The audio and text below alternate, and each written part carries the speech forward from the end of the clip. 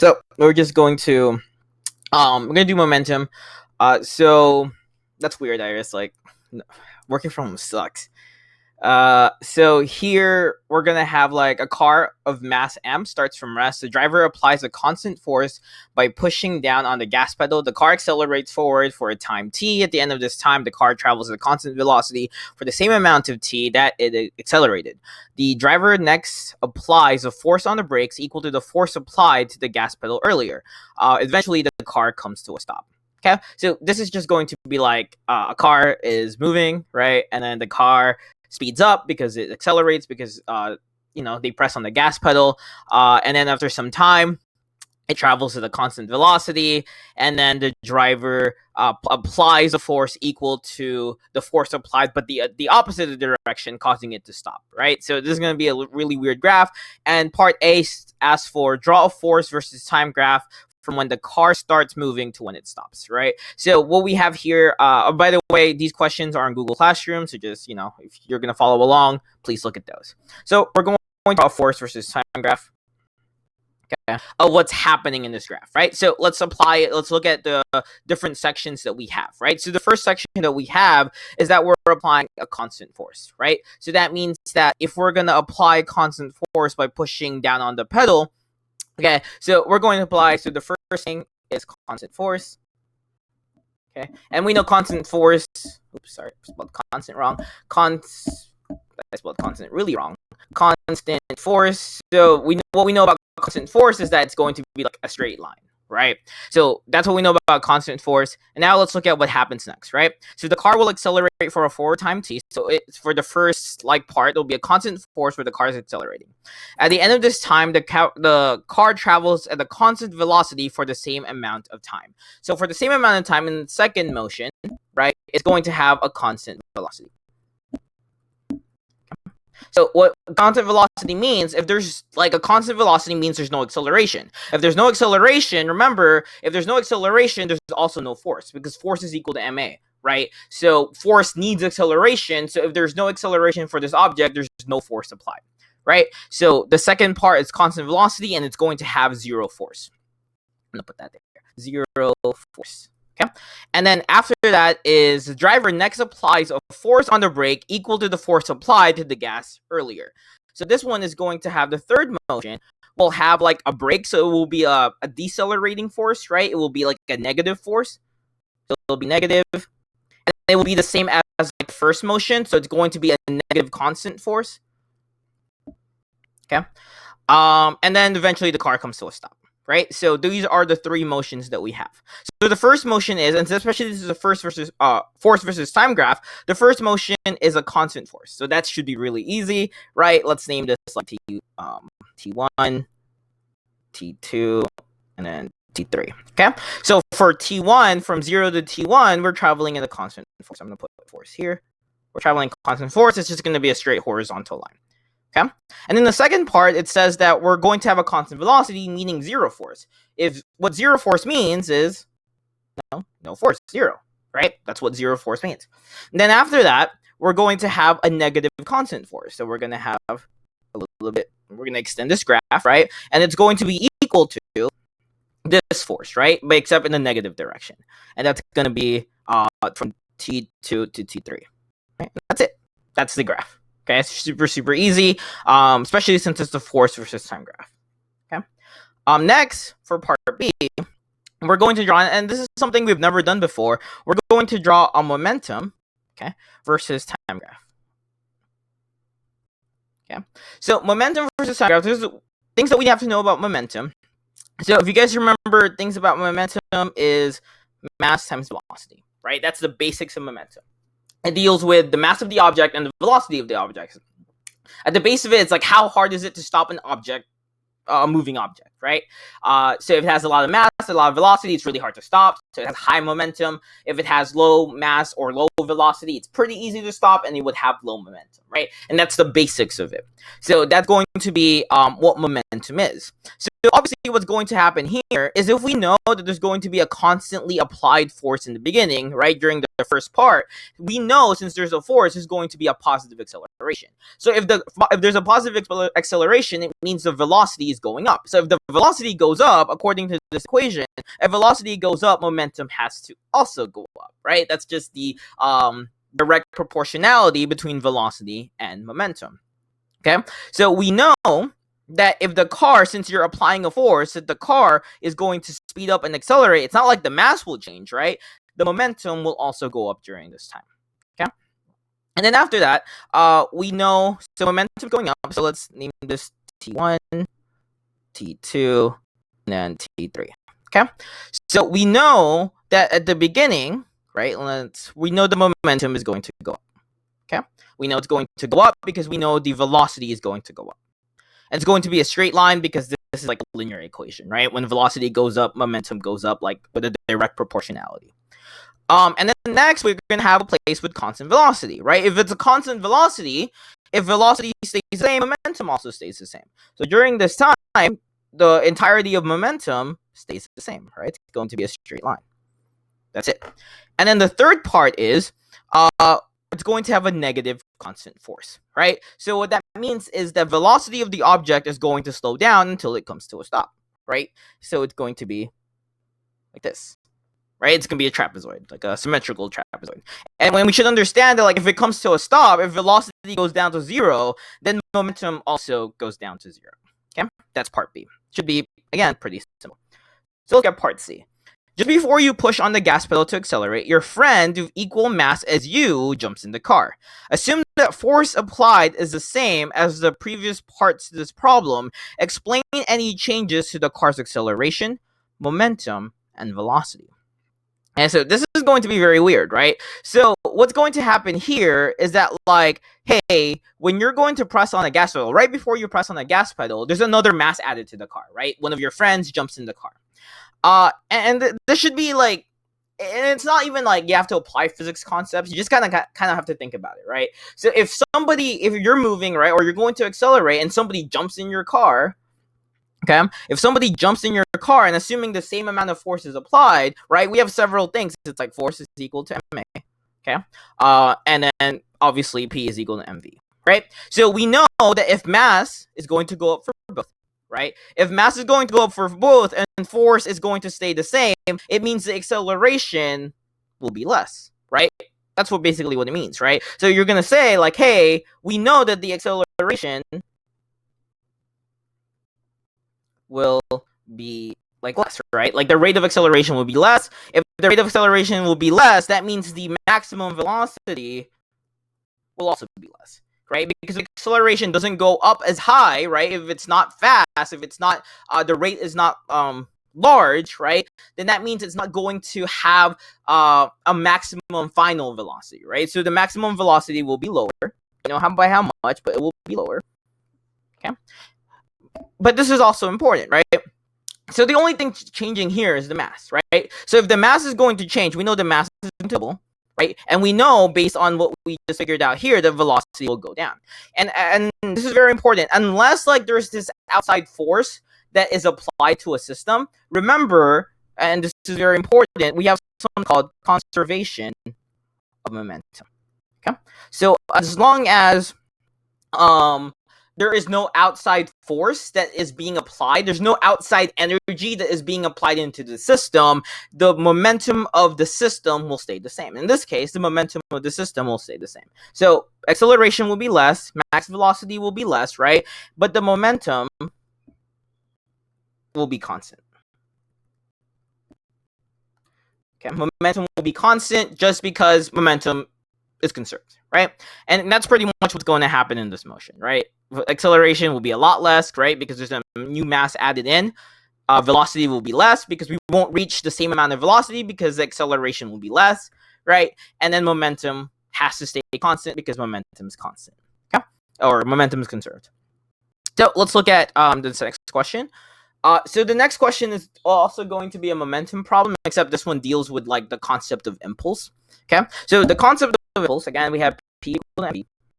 Okay, the concept of impulse is this, right? So impulse is the change in p, right? At the base of it, impulse is a change in p, meaning like the final velocity, or sorry, final momentum minus initial momentum, right? So that's the basics of impulse. Impulse can also be figured out utilizing this equation: force times delta t. Okay, so these are the things that you need to know about when it comes to momentum. Momentum is conserved. P is equal to mv, mass times velocity. The change in momentum is also the same thing as impulse, right? Impulse here. And impulse can be found utilizing final momentum minus initial momentum, right? How much did your momentum change by, right, in this problem? So here we have a toy car with a mass m is accelerated in a hallway with a force that varies uniformly from 0 newtons to 3 times the weight of the car over time t. At that point, the engine shuts down and the car continues to travel at a constant speed along the hallway for a time equal to t. This hall can be considered to be frictionless from the start of the trip to this position. After time 2t has passed, the car reaches a rough surface with a force of friction equals to 0.5 mg and continues along the surface until time tf when the car comes to a rest. Okay, so several things are happening here. Okay, so first, let's look at what we know, right? So we know there's a toy car with a mass m. Okay, so mass is m. We also know that the force varies from 0 newtons to 3 times the weight of the car, right? So from 0 newtons all the way to, I guess, like 3 mg, right? Because weight is mass times gravity. Of the car time t.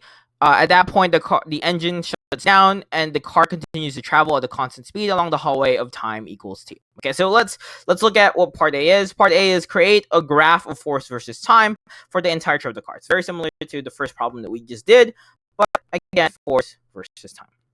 Okay, so this is part A.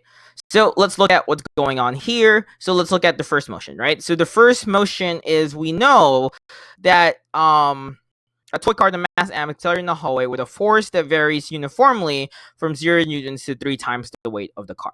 Okay, so we're going to go from over a time t. Okay, we're going to go from a force of 0, right, to all the way to 3 times the mass of the car, which is 3 mass times gravity, right? So we know we're going to vary uniformly, so it's going to go up like this. Okay, so that's going to be the force of the car, at least for the first motion.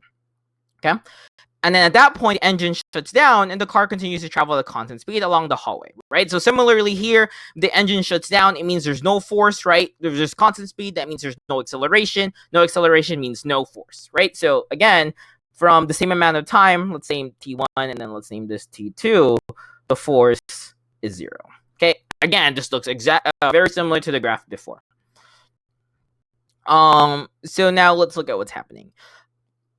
So, okay, after time 2t has passed, the car reaches a rough surface with a force of friction equal to 0.5 mg and continues along the surface until tf when the car comes to a rest. Right, so we know, like, after the car is moving in the constant velocity, it hits like a rough patch, right? It's this rough patch has friction and it's going to slow the car down. So there's going to be force in the negative direction.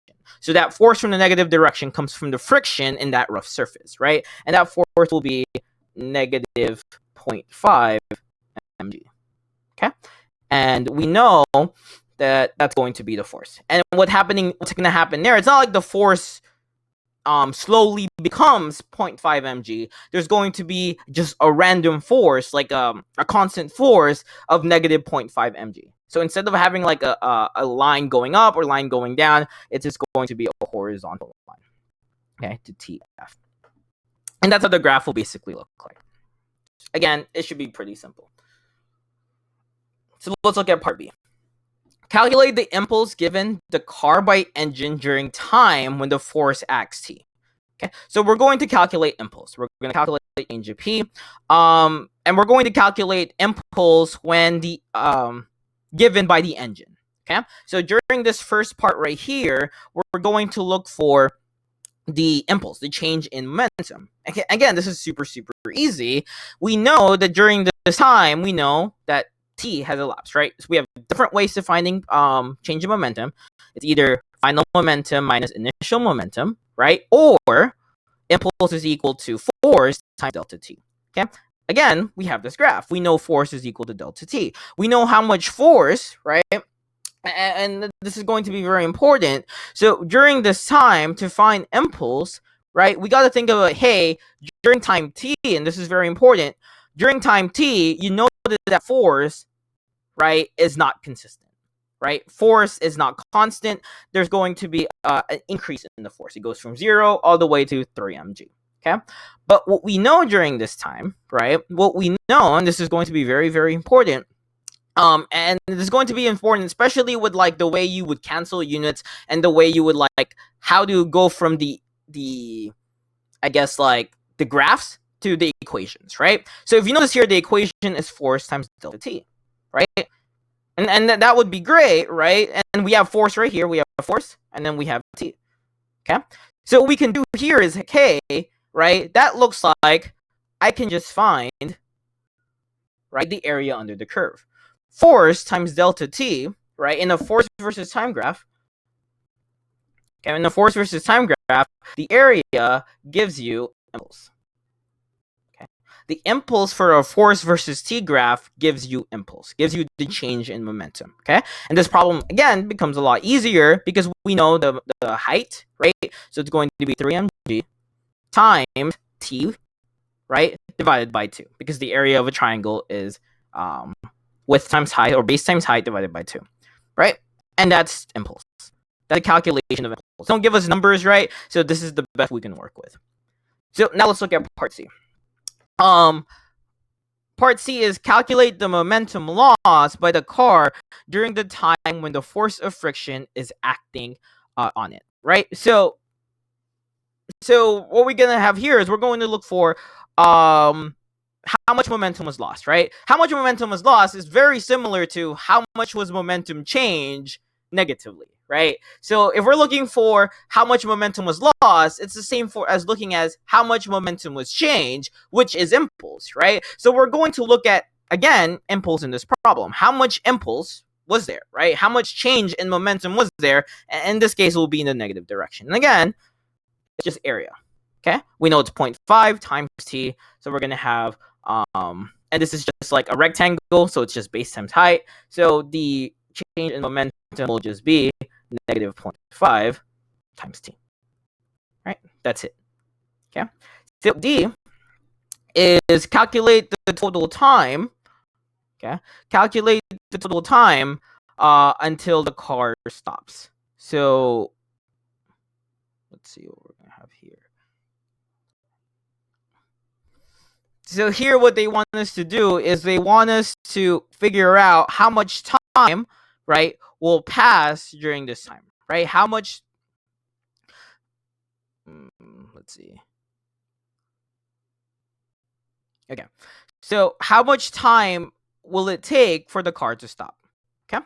So what we can do, yeah, what we can do is we can look at like the changes in momentum. Okay, so we know that like and this, I guess, answer will not be just like an answer that it's not a numerical answer, right? Because like we don't know a lot of things, so they're not gonna want a numerical answer. They just want like a variable answer. So we know at the beginning the first like two motions were at the same time. T1 and T2 are the same amount of time, right? So what's going to happen there is going to be 2t, right? So we know that like first two motions will be 2t, and then we're just going to add it to like the final motion, okay? So we know that the change in momentum, right? And this is pretty easy, right? So we're just going to have I'm actually not sure. Let's see. Okay, so what we're going to do is we're going to look at like, hey, we know that the change in momentum in this problem, right? We know how much momentum we're going to have and how much momentum we're going to lose, okay? And that's very important to figure out, right? And it's very important to understand. We would need to know how much momentum was lost, right, in this time. How much momentum are we going to lose during this time, okay? So what we got to look at there. Okay, sorry. So what we got to look at there is like, hey, we know that we started like that we had or we gained this much momentum. Okay, so we gained this much momentum. This is how much momentum was gained, and then we were going to lose the momentum. So we had to gain this much momentum, right? And then we would have to lose that much momentum. And the way we would lose that momentum is through friction, right? And we've calculated the loss of momentum utilizing this equation, right? Negative 0.5t. So what we're going to do here is that the momentum that was gained originally and the momentum that was lost for the car to stop will have to be equal. That means these two change in momentums are going to be equal because this is the amount we gained and this is the amount we lost, right? So this is gained and this is lost. Okay? And that means we can just make them equal to each other. They're 3mg. And these will have different times, right? So this will be t, and this would be like t unknown or tx, right? Because we don't know it. So 3mg t over 2 is equal to negative 0.5 and then tx, right? So these are going to be different values for t, and all we have to do is divide by tx, right? So or multiply by negative 2. So what's going to happen there is we're going to have 3 mg t is equal to tx, right? And that's going to be the time that we're going to have. And that's the answer for part D. That's how long it would take for the car to stop. Okay. Yeah. So the car will stop there because that's how much time, right? That's how much. So, and this is very important. We know that like this delta p, this impulse is the reason why it's gaining momentum, right? It's the way it's gaining momentum, and we would have to lose that momentum for the car to stop, and that's where this comes in. This is what would happen if we lost the momentum. Okay. So that's the answer.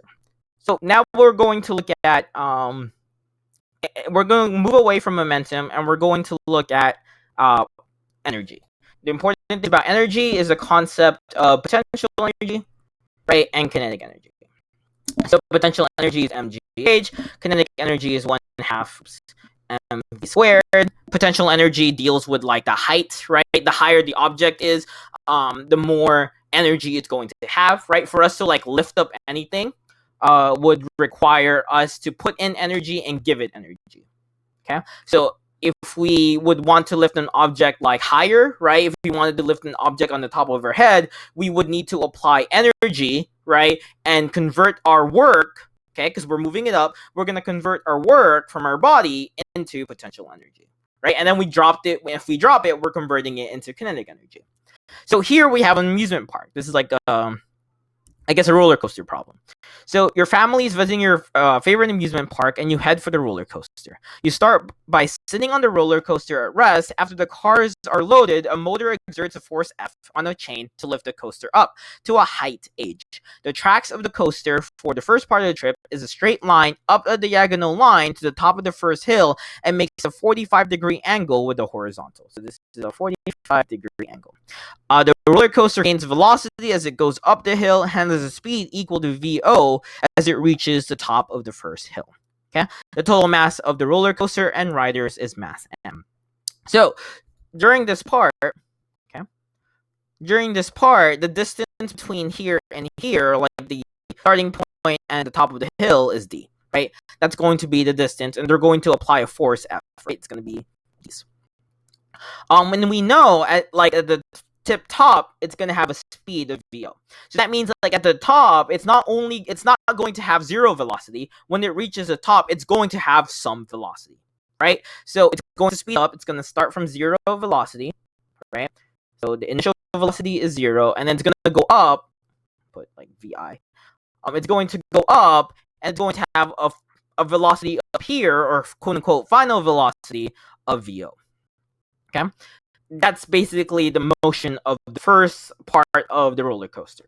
So part A is saying how much force is needed to bring the roller coaster to the top of the first hill in terms of the given quantities and fundamental constants. Okay? And that should be pretty simple. Okay? So how much force, again, and this is very important, how much force is needed for us to go up the hill? So we know, and this is going to be super, super important, right? And I'm going to ask this question, and I want you guys to type an answer. This is going to be an energy problem, right? For sure, this is going to be an energy problem. And we know at the beginning, we have zero velocity, don't have much energy, and then we're going to do some work, right? We're going to apply a force over some distance in order to give this system some energy, okay?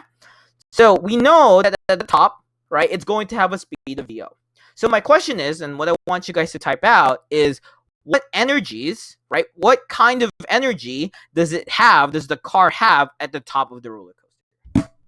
What kind of energies does the car have on top of the roller coaster? I want you guys to get an answer.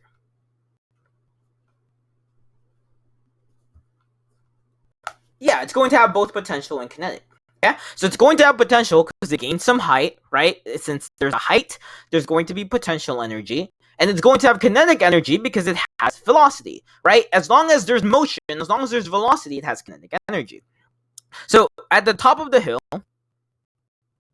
or top of roller coaster, RC, right? The energy, the total energy, the TE for total energy, is going to be a mixture of mgh, okay, which is potential energy, and it's going to have kinetic energy, 1/2 m, and then velocity would be VO squared. Okay, so the total energy at the top of the hill or the top of the roller coaster is a mixture of GH and kinetic energy, potential energy and kinetic energy. So that's what we know, right? And this is also going to be very important.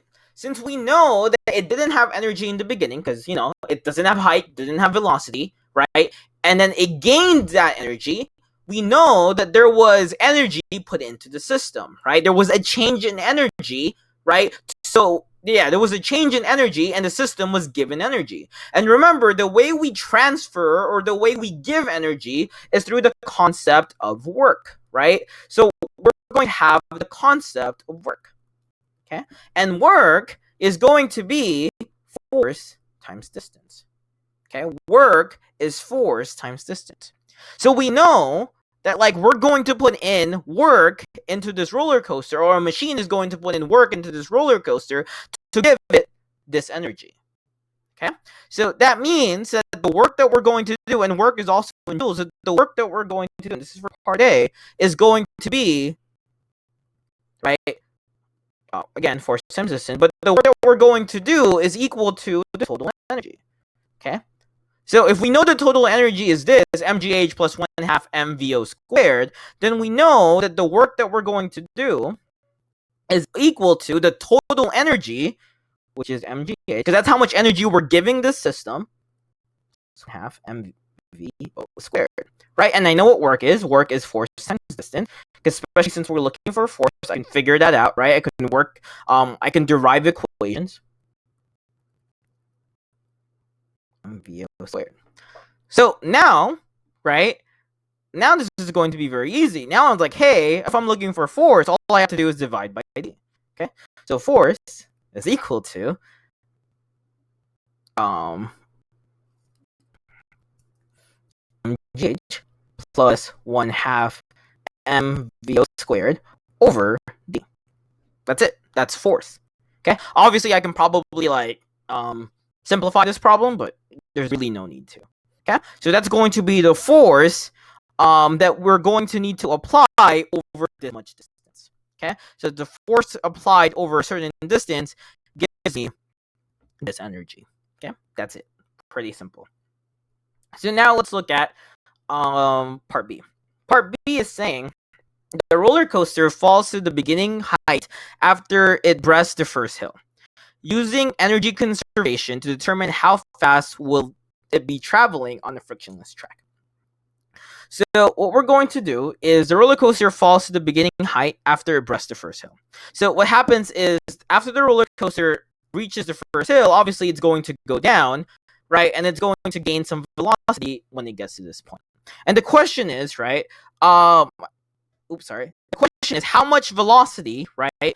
How much speed will it have when it reaches this point, assuming that the track is frictionless?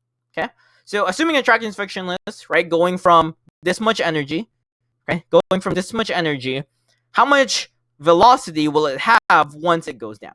And remember, and this is going to be super duper important, the concept of energy is the idea of conservation of energy. Right? That's the most, and probably the most important thing about energy. As long as there's no energy from outside the system put in, as long as it's a closed system, the energy is constant, right? The energy doesn't change, it just becomes other things. Okay? So what we know there is that this energy becomes other things. This total energy of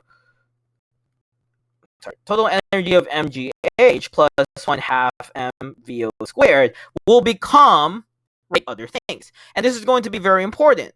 So I want you guys to type in an answer, right? What does that energy, what does this total energy become once we reach the beginning height, right? So once this car falls down and reaches the bottom, what type of energy will it have? It'd be completely kinetic energy. That means all of this energy becomes kinetic energy. Okay? And we could easily solve for that. So we know that this total energy at the bottom becomes kinetic energy. So what we can do is I can say, hey, this mgh plus 1/2 mvo squared becomes only 1/2, kinetic energy, 1/2 mv squared. And let's name this x squared, right? Because we're looking for vx, or we're looking for this velocity. So now this is super easy. All we need to do is, multiply, right? We can just solve for vx. So we're going to have times 2. So I'm going to get 2 mgh plus mvo squared is equal to mvx squared. Then divide by m. So I'm going to get 2 gh plus VO squared is equal to Vx squared, and then I'm going to do square root, right? So I'm going to get a square root of 2gh, right, plus square root of 2gh plus VO squared, right? That's going to give me Vx. Okay, and that's it. That's how we would find, right, the velocity in this frictionless track. This is what the velocity becomes in this frictionless track. Again, it's super duper easy, right? There's really nothing much to it. So now what we're going to do is we're going to do part C. Part C is starting at the top of the first hill. The roller coaster travels an additional distance equal to 2h to reach the bottom of the hill and travel a short distance on the horizontal portion of the track. At this position, the speed is observed to be 80% of what it would be at the bottom of the hill on a frictionless track. What is the frictional force acting on the roller coaster? Okay, so this is going to be pretty difficult, or pretty weird. Not so much difficult, but just weird. So we know that for part C, that we know like the one part, like this declining part, or this this declining part of the hill is going to have a distance of 2h, right? Twice the height of the hill. That's pretty much what it's saying. Okay, so this is going to be 2h, and then what's going to happen there is at this position, right? And then it's going to travel a short distance, and it's going to travel a little bit more over here, right? So it's going to go down and travel horizontally for just a bit. And then the question is, I guess the problem is, the speed is observed to be 80% of what it would be if the track was frictionless. Meaning, like, it would be 80% of this. Okay? Because this is the speed on the frictionless track. For part C, the speed is 80% of this. Okay? So the question is, what is the frictional force acting on the roller coaster? Okay? So, and this is going to be very, very important. So the reason why, like, we lose velocity, right? If we go down the hill, for example,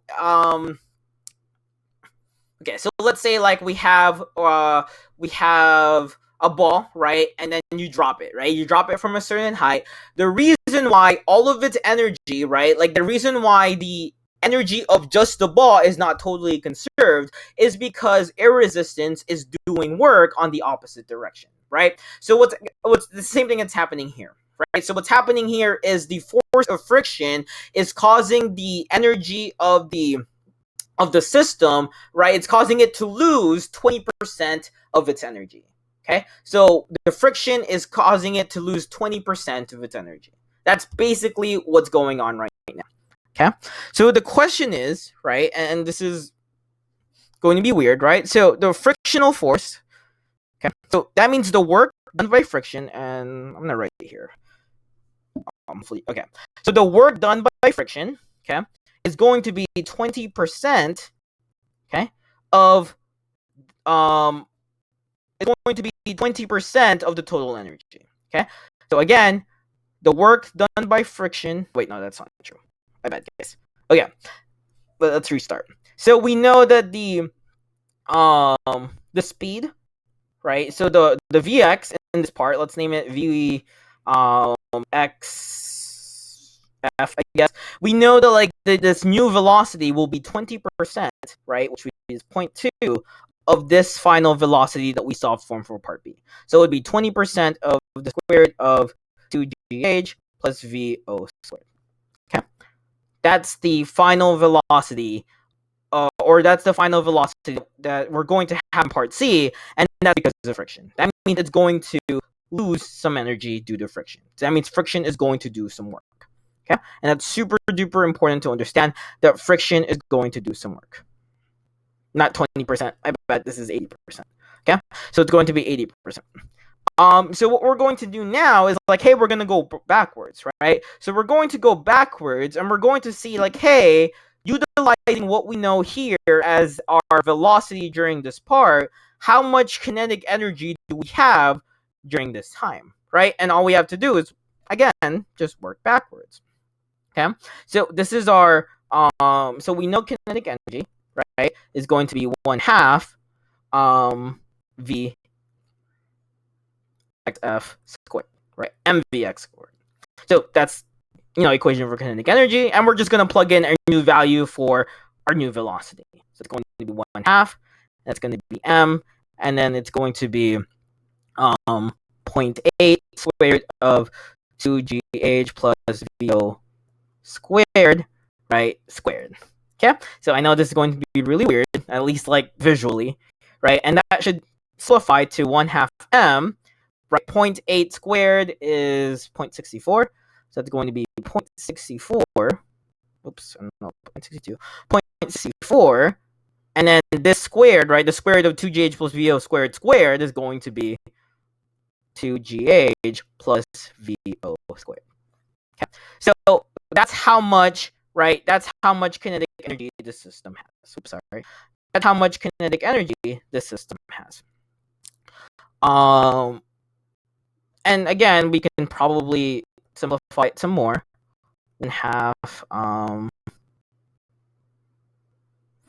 sorry, this is going to be 0.32, right? And this is going to be 2ghm plus 0.32. Okay, 0.32 VO MVO squared. Sorry. Okay, so this is going to be 0.64 GHM plus 0.32 MVO squared. Okay, and that's going to be our kinetic energy. Okay, so that's going to be our kinetic energy, assuming that like kinetic energy at the bottom, assuming that like velocity was lost, right? Assuming that like there was some friction that was done. So we know, right, our kinetic energy without that friction, will just be this, right? Our kinetic energy without that friction will be equal to this. So that means like this is our kinetic energy, and this is our kinetic energy without or with friction, right? Because there was energy lost due to friction. So what we can do is I can do a simple problem. I can do this, right? This energy minus this kinetic energy. Okay, so that means I have mgh plus 1/2 mvo squared minus, right, 0.64 ghm minus 0.3 mvo squared. Okay, and then I can just, combine like terms. This is going to be 1 mgh minus 0.64. This is mgh also, and that's going to be, what's it, 36.36 mgh, right? And then this is going to be plus 0.2, because 0.5 minus 0.3 is 0.2 mvo squared, and that's going to be, right? And what I figured out here by subtracting the energy that we had without friction minus the energy that we have with friction. What I did is I found the energy that was lost due to friction. So this would be the energy lost due to friction. And the way the energy is lost is because friction did work, right? They did work in the negative direction. So that means this is also equal to the work done by friction. Okay?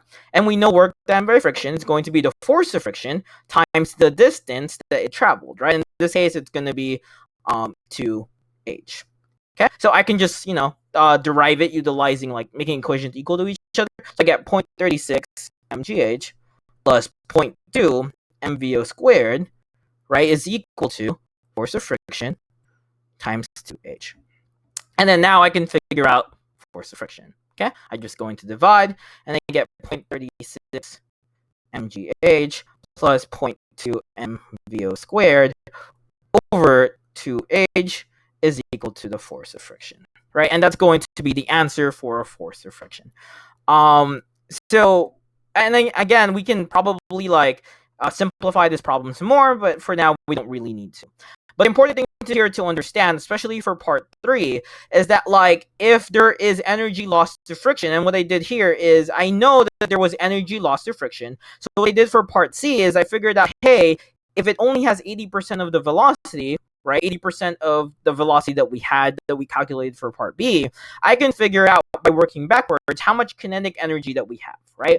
And how much kinetic energy that we have is going to be this, right? So I figured out by working backwards, if I have 80% of the velocity at the end of my travel, how much kinetic energy I have at the end of my travel, okay?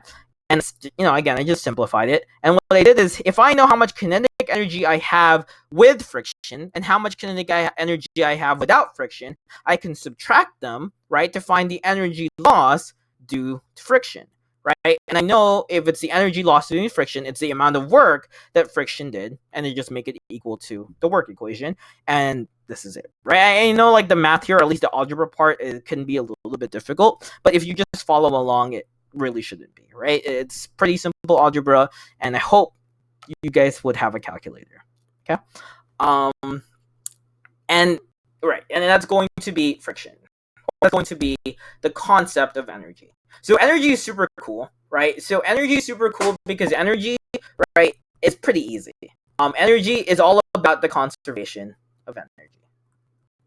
Okay?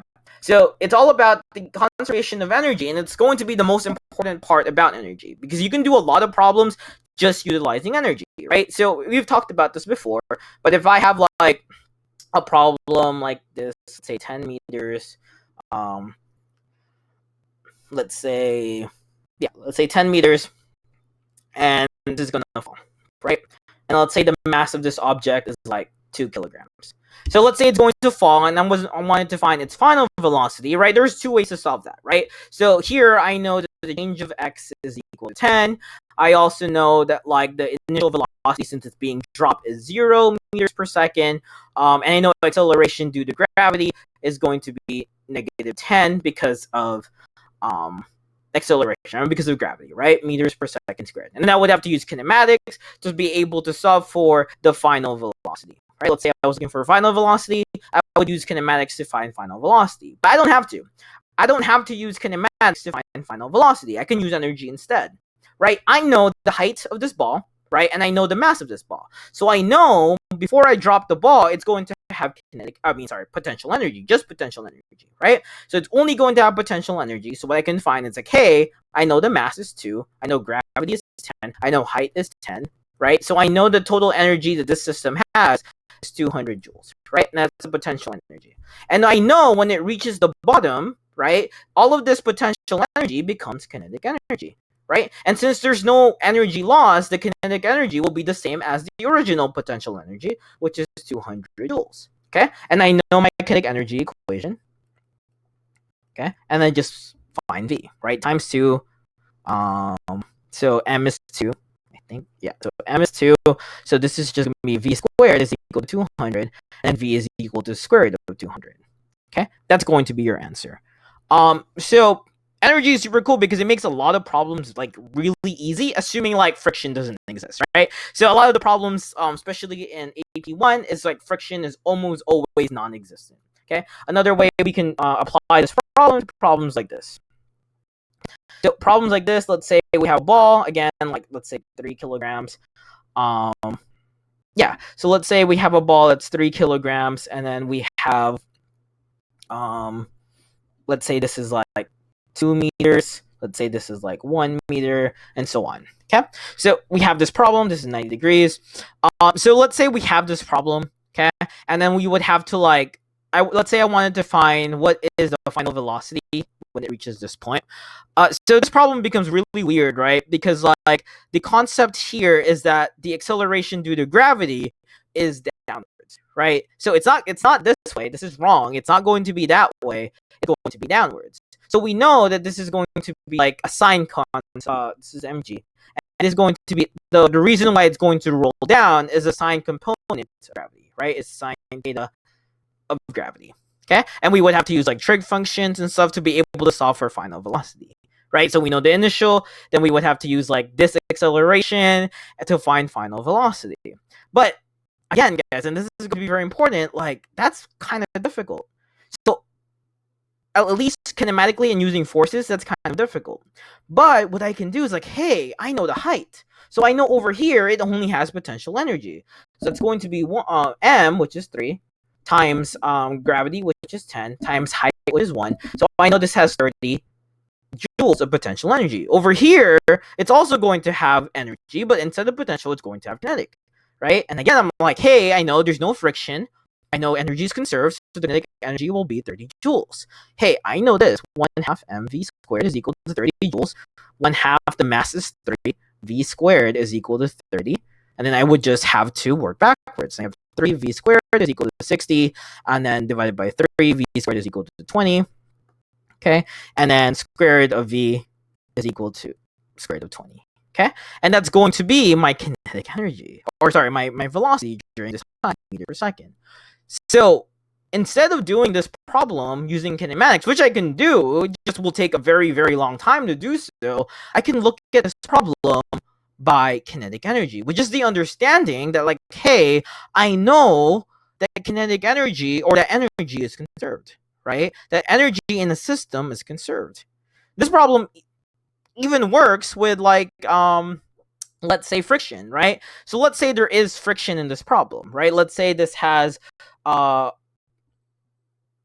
let's say like, it has the friction in this problem. If I like the force of friction in this problem is like 10 joules or something like that, then I know like, hey, this system is going to, 10 newtons over 2 meters, right? So let's say the force of friction during this entire travel is 10 newtons. Like, hey, I know that the work done by friction is going to be force of friction times distance. And if I know the distance is 2 meters, I know this is 10 times 2, which is 20. So that means I know that friction is going to cause the system, right? It's going to do 20 joules of negative work, which is going to cause the system to lose 20 joules of energy. So instead of 30 joules of energy, it's going to have 10 joules of energy, and then you can work with it there, right? That's basically the concept. Energy makes things a lot simpler because the idea with energy is all you have to think about with energy, especially with like, we really only have 2 equations for energy, that the only thing that's important here is the idea that like energy is conserved, right? You just have to work with the understanding that like energy will stay constant unless there's another like energy added into the system, or unless there's work that's going to be added into the system. Energy has to stay conserved. Okay, that's pretty much what I have for today. So again, guys, if you have any questions, please email me. Please ask through Discord to check like a few times a day. Again, if you have any concerns, again, like about school or about anything, I'll try to get some answers for you guys. I know there's like, a lot of, again, there's going to be a lot of things that we don't really know, things that we can't really answer. But again, if you have any questions, please ask. Can you go back to part C? Like, how do you want me to go back to part C?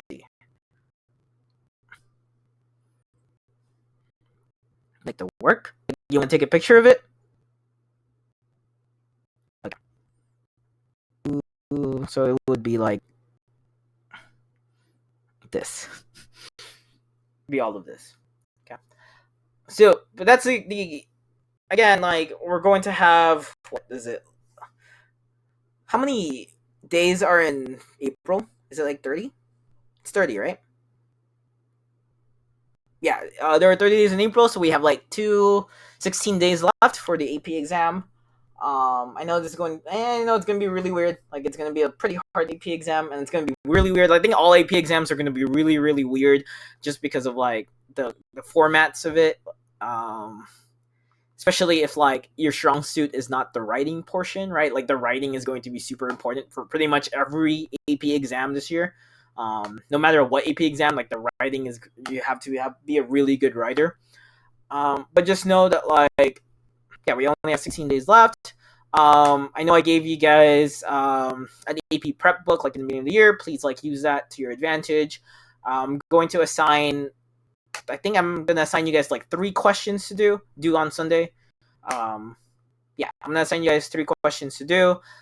Please show all your work, and then please turn it in to me. Again, if you have any questions, please ask. I'll try my best to answer your question. I'll try to get, if I don't know the answer, I'll try to ask someone else for the answers to your questions.